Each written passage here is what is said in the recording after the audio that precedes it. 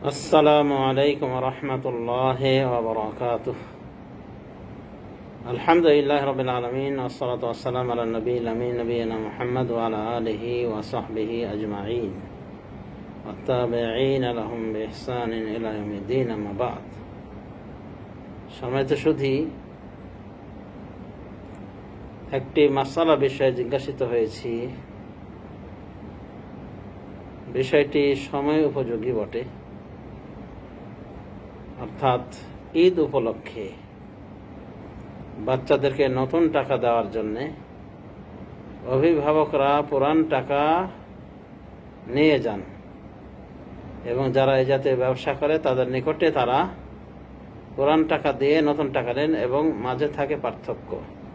যেমন মনে করেন যে 10 টাকায় হয়তো 12 টাকা দেয়া লাগে, 20 টাকায় হয়তো 15 টাকা, এরকম একটা। তো এইভাবে পুরাতন টাকা পরিবর্তন করে নতুন টাকা নেয়া এভাবে কম বেশিতে জায়েজ আছে কিনা, আজকের এই প্রশ্নের উত্তর দেওয়া হবে। আমা তৌফিক ইল্লা বিল্লাহ। টাকা পয়সার মূল হলো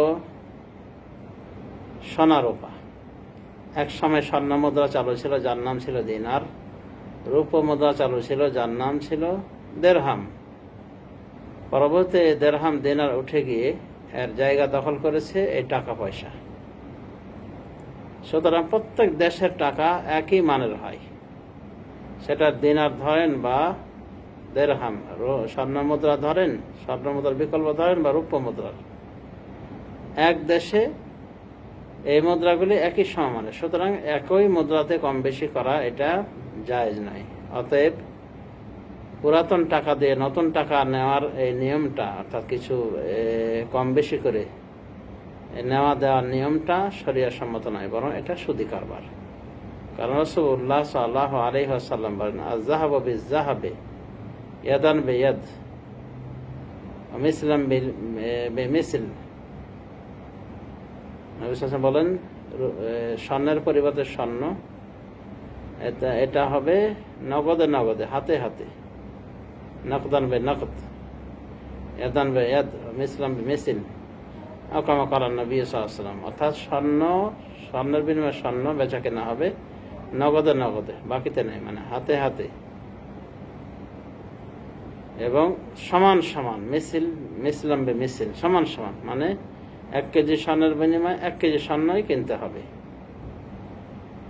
মানে 1.5 কেজি করা যাবে না। বা পুরাতন স্বর্ণর কারণে ড্যামেজ দিয়ে স্বর্ণ কেনা যাবে না, মানে পুরাতন স্বর্ণ 1.5 কেজি দিয়ে 1 কেজি স্বর্ণ নতুন কেনা যাবে না। এর পদ্ধতি আছে, পুরাতন স্বর্ণ আলাদাভাবে বিক্রি করে দিবে বাজারে বা দোকানদারের কাছে এবং টাকা পেড করে দিবে, পেড হয়ে যাবে।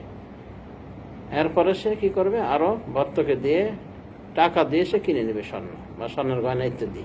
এটা হলো নিয়ম। কিন্তু স্বর্ণের বিনিময়ে স্বর্ণে কম বেশি করা যাবে। সেই হিসেবে বাংলাদেশের টাকা এটা একই মুদ্রা ধরা যায়, কাজে এখানে কম বেশি করা চলবে না, জায়েজ নয়। তার মানে হলো পুরাতন টাকা, যে পুরাতন টাকা এখনো ব্যবহার উপযুক্ত হয়ে রয়েছে কিন্তু পুরান হয়ে গেছে, এই আর কি। তো বাচ্চাদেরকে খুশি করার জন্য নতুন টাকা নেওয়া এভাবে কম বেশি করে, এটা সুদী কারবারের একটি বহিঃপ্রকাশ মাত্র, যা কবিরা গুনাহের শামিল। সুতরাং সতর্ক থাকতে হবে অভিভাবকদেরকে। প্রয়োজনে সরাসরি ব্যাংক থেকে টাকা তুলে আনবে, নতুন টাকা, যেখানে কোনো ড্যামেজ দেওয়া লাগে না বা কম বেশি হয় না। অথবা যে টাকা আছে উপস্থিত সেগুলি থেকে বাচ্চাদেরকে দান করবে। ঈদের সালামি যেটা বলে সেটা দিবে, সমস্যা নাই। কারণ বাচ্চারাও তো এখন জানে যে টাকার মানে কি। কাজে বাচ্চাদেরকে খুশি করতে গিয়ে এরকম গুনাহের কাজে লিপ্ত হওয়া যাবে না। তবে হ্যাঁ, একটা মাসালা রয়েছে, সেটা হলো যে টাকাগুলি আপনার আমার হাতে পুরাতন হয়ে গেছে, এতটাই যে জীর্ণ শীর্ণ হয়ে গেছে, ছেড়ে গিয়েছে, ব্যবহারের অনুপযুক্ত হয়ে গেছে, বা মানে 5 ভাগের কয়েক ভাগে নাই, হয়তো 3 ভাগ আছে, 2 ভাগ নাই, এক কথায় ব্যবহার অনুপযুক্ত এই টাকাগুলি পরিবর্তন করে নতুন টাকা নিতে গেলে কম বেশি হবে, করা যাবে কিনা, এই বিষয়টা কিছু ইখতিলাফ রয়েছে। দেখলাম আমি শেখ ইবনে উসাইমিন, একজন বড় আল্লামা, তার ছাত্র বড় বড় আল্লামা, তো আব্দুর রহমান বাররাক, শেখ আব্দুর রহমান বাররাক, যিনি মদিনা ভার্সিটি টিচারই করেছেন দীর্ঘদিন, এখন হয়তো আছেন। তো ওনাকে প্রশ্ন করা হয়েছিল, তো উনি এটাই বলছেন যে মূল নীতিগতভাবে এটাই নিয়ম যে টাকা পয়সা স্বর্ণ রূপার অনুগামী, এগুলির শাখা। সুতরাং স্বর্ণে যেমন কম বেশি করে বিক্রি করা যায় না, স্বর্ণের বিনিময়ে স্বর্ণ, রূপার বিনিময়ে রূপা কম বেশি করা যায় না, ঠিক টাকা তো কম বেশি চলে না। এরপরে উনি বলছেন যে এই টাকাগুলি ছিঁড়ে গিয়েছে, জীর্ণ শীর্ণ হয়ে ব্যবহার অনুপযুক্ত হয়ে গেছে, এই টাকাগুলিকে মানুষ নিতে চায় না, মানে জনগণের এর গ্রহণযোগ্যতা হারিয়ে ফেলেছে জনগণের ভিতরে এই টাকাগুলি। সুতরাং এই টাকাগুলি পূর্বের মানে আর নাই, এগুলো যেন একটা ছেঁড়া নোট হয়ে গেছে। তো এমত অবস্থায় তিনি বলেন যে স্বর্ণ রূপার সমস্ত বিধিবিধান এই সমস্ত টাকার ক্ষেত্রে প্রযোজ্য করা মানে অনেকটা ক্ষেত্রে সম্ভব নয়। যেমন এই অবস্থা, টাকা ছেড়ে গেলে এর আর মান সম্মানই থাকে না, এটা বিক্রি কোথাও এটা ব্যয় করা যায় না, ব্যয় করা যায় না। কিন্তু স্বর্ণ, ওটা যদি ফেটে যায়, ভেঙে যায়, কোনো কিছুই নেই, হাতির মতো মরা জেতা সব সমান দাম। যদিও হাতে কেনা বেচার বিষয়টা বিতর্কিত অবশ্যই, এটা কথার কথা।